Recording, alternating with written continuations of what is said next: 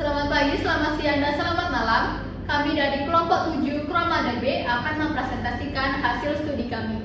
Sebelum itu, izinkan kami memperkenalkan diri terlebih dahulu.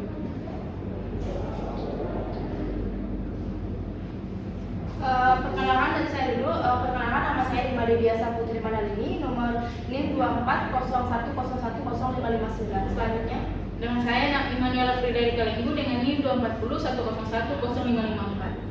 Dan saya Nabila Zahra dengan NIM 2401010593. Dan saya Nilo Sunohyuni dengan NIM 2401010557. Kelompok kami akan menjelaskan khusus tentang ChromaDB. Apa sih ChromaDB itu? ChromaDB adalah bagian dari database vektor. Lalu database vektor itu sebenarnya apa? Database vektor adalah database yang menyimpan datanya dengan bentuk vektor atau numerik berupa angka. Berbeda dengan database biasanya, database vektor ini mencari data menurut kemiripan vektornya. Untuk mengerti lebih lanjut, mari kita simak ke dalam studi kasus ChromaDB di kehidupan nyata. Baik, di sini saya akan menjelaskan studi kasus yang pertama, yaitu chatbot restoran yang dikembangkan oleh Wake and Base.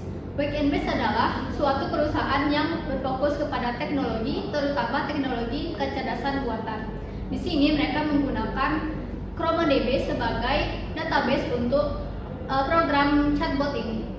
Chatbot ini bertujuan agar pelanggan di restoran tertentu bisa berkonsultasi mengenai menu yang ada di restoran tersebut. Cara kerja cukup mudah. Yang pertama, kita pastikan dulu data semua menu restoran itu akan dimasukkan ke dalam Chroma. Di dalam Chroma ini, data itu akan berubah bentuk menjadi embedding atau dengan data numerik seperti yang digambar.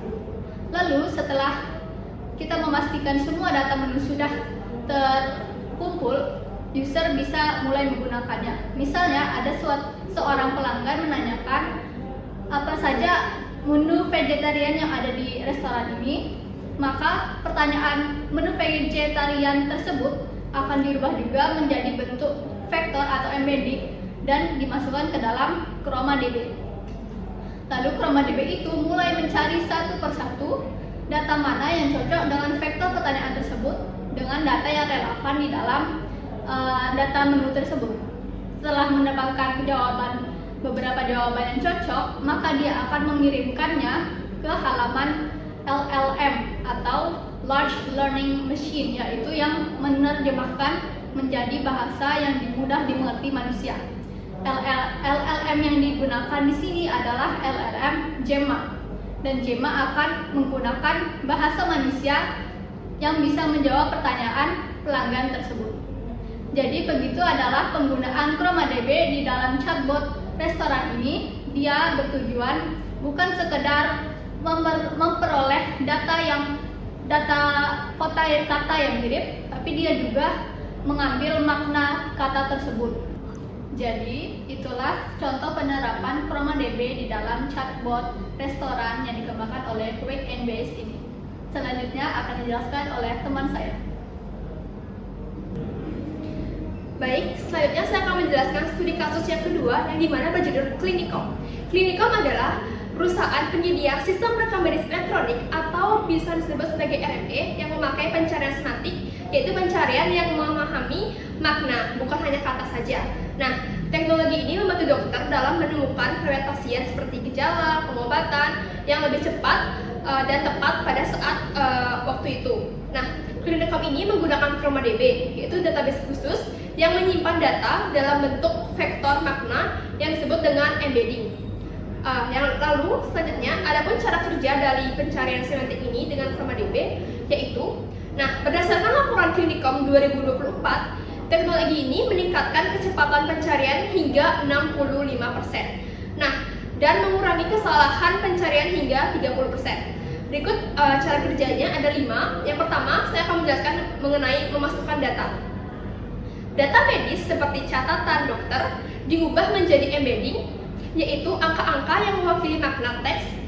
Nah, data ini disimpan bersama informasi penting seperti ID pasien dan tanggal kunjungan. Lalu, yang kedua adalah menyimpan data. Embedding beserta teks asli, nama pasien, penyakit, dan data lain disimpan di ChromaDB dengan aman dan rapi.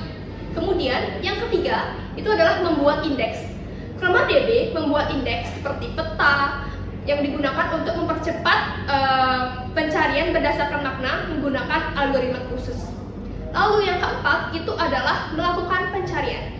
Saat dokter mengetik pertanyaan, misalnya pasien dengan diabetes dan gagal ginjal, sistem akan mengubahnya jadi embedding lalu mencocokkannya dengan data yang saling mirip di database tersebut. Lalu yang kelima atau yang terakhir itu adalah menampilkan hasil. Sistem menampilkan daftar data pasien yang paling relevan, lengkap dengan tingkat kemiripan terhadap pencarian. Nah, contohnya itu bisa dilihat dari gambar yang ada pada slide ini. Itu adalah ini contohnya alur kerjanya itu adalah seperti ini. Yang pertama pasien mengalami nyeri dada, terus ada model rasa dan lain sebagainya. Dan kemudian yang terakhir adalah menuju ke bagian hasil. Nah, kesimpulan dari Clinicom ini adalah teknologi ini memungkinkan dokter mencari data pasien berdasarkan makna bukan hanya kata, sehingga hasilnya itu lebih cepat, akurat, dan tepat sasaran. Sekian dari saya. Selanjutnya akan dilanjutkan oleh anggota kelompok saya yang lain. Oke, selanjutnya saya akan menjelaskan mengenai studi kasus yang ketiga, yaitu kelompokan dokumen hukum secara otomatis yang dikembangkan oleh Cakti Global. Nah, di belakang ini adalah tampilan Cakti Global. Nah, Cakti Global adalah perusahaan yang mengembangkan teknologi hukum terutama untuk membantu mengelola data dokumen dalam jumlah besar. Salah satu solusi yang digunakan adalah ChromaDB, yaitu sistem cerdas yang bisa mengelompokkan dokumen hukum secara otomatis berdasarkan makna isi dokumen, bukan hanya dari kata-kata yang sama. Berikut ini adalah cara kerja ChromaDB. Yang pertama itu adalah pemecahan dokumen hukum yang panjang seperti kontrak atau keputusan pengadilan dipecah menjadi bagian-bagian kecil atau chunk. Nah, hal ini dilakukan agar sistem bisa memahami konteks lokal dari isi dokumen dengan lebih baik. Nah, yang kedua itu adalah mengubah teks menjadi vektor, di mana setiap potongan teks tadi kemudian diubah menjadi bentuk angka atau vektor yang mewakili makna dari teks tersebut. Dengan begitu, sistem membandingkan isi dokumen secara semantik meskipun bahasanya berbeda. Nah, yang ketiga itu adalah penyimpanan di ChromaDB, di mana vektor-vektor beserta informasi dokumen seperti judul, jenis, dan tanggal disimpan ke dalam ChromaDB. Nah, database ini mendukung pencarian dan pengelompokan berdasarkan makna, bukan sekedar kata. Nah, selanjutnya yang keempat itu adalah pencarian kesamaan makna. Jika ada dokumen baru atau inputan dari pengguna, sistem akan mencari dokumen lain dengan makna yang mirip menggunakan pencocokan vektor. Selanjutnya yang kelima itu adalah kelompokan otomatis, di mana dokumen-dokumen yang memiliki makna mirip akan dikelompokkan secara otomatis ke dalam kategori tertentu, seperti sengketa bisnis atau perjanjian kerja tanpa campur tangan manusia. Yang terakhir adalah proses kelanjutan, di mana setelah dokumen dikelompokkan, sistem bisa menyusun ringkasan, menemukan pola hukum tertentu, hingga membuat laporan otomatis berdasarkan kelompok dokumen tersebut. Mungkin itu aja dari penjelasan saya. Selanjutnya akan dijelaskan oleh teman saya.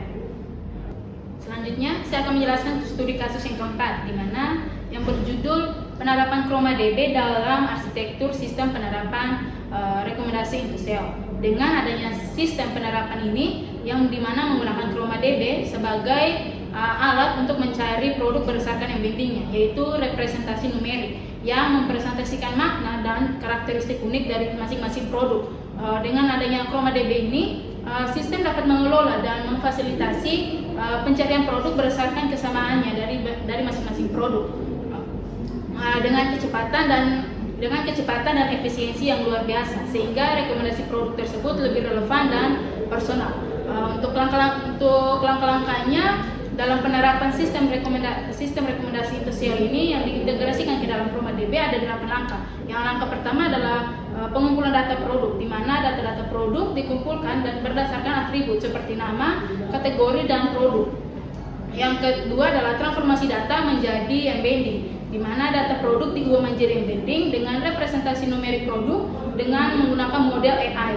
Yang ketiga, penyimpanan data ke ChromaDB. Embedding yang disimpan ke ChromaDB menggunakan struktur HSNW dengan model data SQLite dengan ID produk yang unik untuk masing-masing produk. Yang keempat adalah mendeteksi aktivitas pengguna, di mana sistem secara otomatis akan mendeteksi aktivitas pengguna pada saat pengguna melihat produk-produk tertentu. Yang kelima adalah faktorisasi produk yang dilihat oleh pengguna. Produk yang sudah dilihat dan diubah akan menjadi embedding sebagai query yang akan disimpan ke ChromaDB. Yang langkah keenam ada pencarian produk serupa di ChromaDB. ChromaDB akan mencari embedding terdekat dengan menggunakan filter mendata seperti kategori, harga, dan merek.